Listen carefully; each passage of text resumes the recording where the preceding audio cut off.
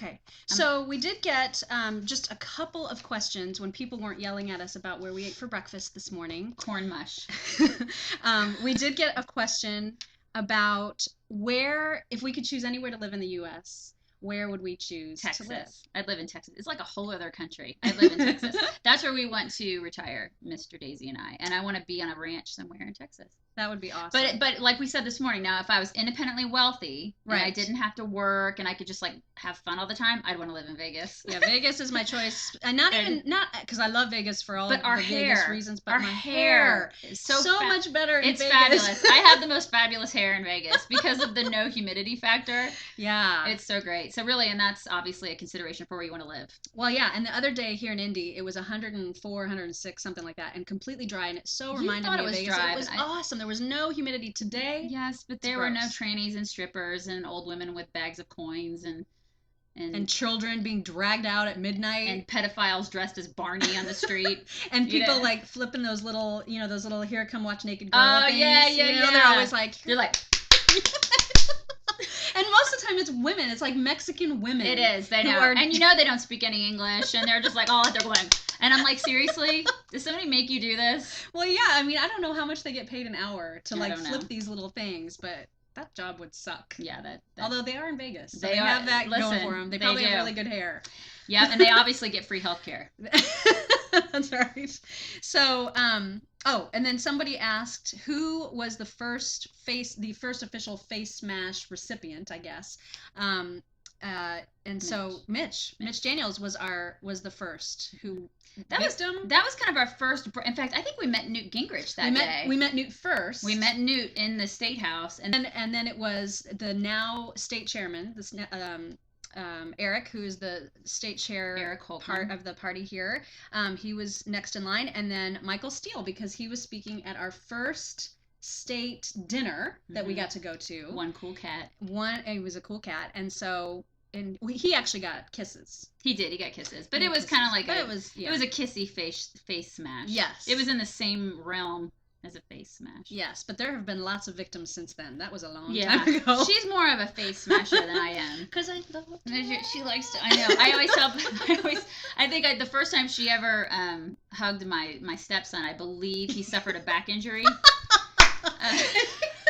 And you warned him. You were like, okay, listen. I was like, dude, listen. All right, you need to work out for 3 weeks before you meet her. I want you to take a leave. I want you to work on your lats, okay? Because she's gonna hug you, and it's not like a normal hug. And he was ready. He was prepared. He was like doing lifting weights, getting ready. It was like Rocky. He had like Eye of the Tiger plan. I'm gonna get a hug from Mock. Yeah, they're strong. I know. They're good. I mean, she has good hugs. You just have to be ready for them. So, which should lead us to we're gonna have the chick meet and greet. Yes. And when she's gonna be hugging people. I'm gonna be hugging. Saying. If you show up, start working out now, people. The lats. If you show up to our first ever Chicks on the Right meet and greet, which is planned for September 29th, we have no idea where, and we have no idea about any details except that it's gonna be somewhere in the Indianapolis metro area. Probably a bar. Most likely a bar. Yeah. But we don't know where. The reason that we are kind of leaning towards a bar is because if y'all don't show up, then we can just hang out. We can just drink. It'll just be like any other normal, Saturday night girls' night. Seriously. Maybe we should have it at Bob Evans. We should just have it at just to piss people off. That's right. God. So, but we do know that it's going to be September 29th, and we'll... Do we know what time? Have we picked a time? We don't. I'm guessing... Probably late afternoon. Yeah, like 5-ish. Yeah. And then, if people are coming out of town, which, oh my God, if you come out of town, I am so nice. I can't even, seriously. And we'll have to think about people staying at my house or something. Because, I could just see, Mr. Daisy me coming home with my huge, year 2000 Navigator that has... no handles on the side.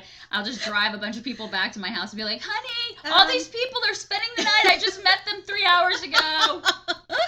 Bust out the sleeping bags. But I think it's going to be a good time. And I was amazed. When we first posted about it, there were people who were saying, can you find out can you get a block of hotel rooms for a discount? And I was like, I can't. People are going to come from out of town. I can't even take that. For the Chicks Doing Nothing tour. I know.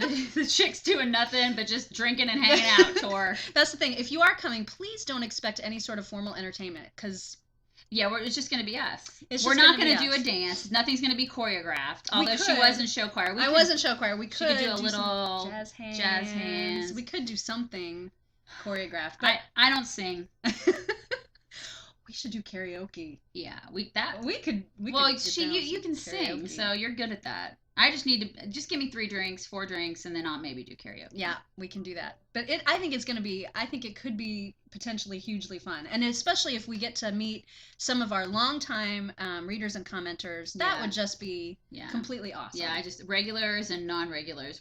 I'm excited. Yeah, it'll be really neat. It's going to be fun. So again, we don't know what we're going to do. We don't know where it is, but please put in your calendars September 29th. Come to Indy and hang out with us. And the week before, I think I go to a gun class, so I may be packing that day. So if you're going to show up, liberals, and try to give me lip, or try to hurt us or torture us like you like to say you're going to do, and you may not want to do that. Yeah, and we're gonna have security detail there. We will have security detail there.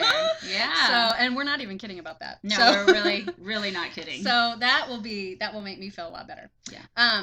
So those were a couple of the questions that we got. I think, and somebody asked if Mitch Daniels was going to be the VP pick, but no, he is going to be the president of Purdue University. That was announced a couple weeks ago, which is awesome news. Boiler up! Yeah, awesome news for the Boilermakers. Yes, it's incredible news for the Boilermakers. They could not ask for a better president. He's just gonna make it. He's gonna do so many great things there. Yeah, I think a lot of people were saying, it's like what somebody said on your Facebook page. It was like becoming mayor of like Mayberry. You mean after being governor? Yeah, but I mean, I'm sure after all the stuff that it's kind of like a vacation, but for him, But I mean, for the school, it's going to be huge. It'll be It's awesome. going to be a big deal for Purdue. So go Boilers! I know. That's awesome. I think it's awesome. Good so for no, you guys. He's not going to be VP, which is bad for the country. But honestly, he's too good to be a VP. I mean, he either needed to be president or just not involved. Be mayor of Mayberry. Or president of Purdue. But not VP. So who do you think will be the VP nominee? I do not know. I'm kind of worried that Mitt is going to choose somebody who's exactly like him. Like just another kind of older white dude who's sort of dull. Really? I kind of worry about that. I don't want him to. Well, hopefully somebody is in his ear saying, "Don't do that." Yeah. I mean, please tell me that he has handlers. They all have handlers. I would hope so. He needs us to be his handlers. I could handle him. I could handle him. Especially if he chooses Marco Rubio. I will be on board to handle. I will be handling that. You almost did handle that. I almost did. I was like, I was right there. Yeah, I was right there. Yeah, we got to see Marco Rubio. I know, it was Marco freaking Rubio. That was right awesome. there. Yeah, and you know what? He's good people. He is so nice. He's good people. And I think he genuinely was. If he remembers, I think he was genuinely planning on checking out our site because we told him we wrote about him a lot. Yeah, and he was all like super nice and animated. If nothing else, his wife has checked it out. I hope so, and I'm okay with that. I hope so. Yeah, I would like to see him be the nominee. I know there's a lot of people out there that aren't too thrilled about some comments he's made about immigration and whatnot, but I do think that he would be an asset from that respect for the Hispanics. And I just feel like our party, we need to have a little more diversity in our candidates. Yeah, I mean, I would love for him to pick somebody unlike him, like a Rubio, a woman. That's what I mean. I don't necessarily mean we just need to find a token black person. Right. Like, Democrats may do. But it needs to be somebody that can, because the thing about Marco that is so good is that he is awesome at, he does exactly what Obama did in 2004 at the DNC convention when he made that speech, which I mean, I hate the guy, but he's a phenomenal speaker. When he's got a good speechwriter, he knows how to give a good speech. However, Rubio can back it up.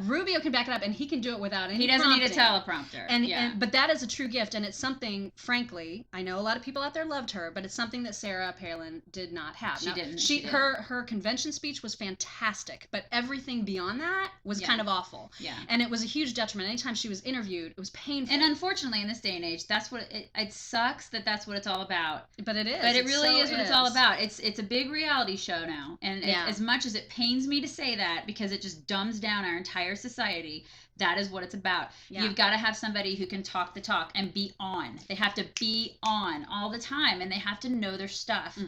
And they can't hesitate. Yeah. And I mean, I love, don't get me wrong, I think Sarah Palin's awesome. I just think that she was not prepared. She was Right. not well prepared for that role.